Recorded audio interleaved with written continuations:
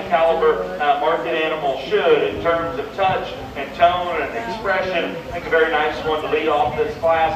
Young ladies is a little bit larger in size and scale, long neck, extended type of a goat that I like in terms of his elegance and attractive nature up front. Not as stout, not as dense, not as powerful as our winner, but again, an awesome couple of them there that those two bring us. Congratulations. Okay, first place and champion heavyweight is Odin Wendelberg. Second place and reserve champion heavyweight is Riley Eisminger. So now we will be picking for our grand champion, Dairy Wether.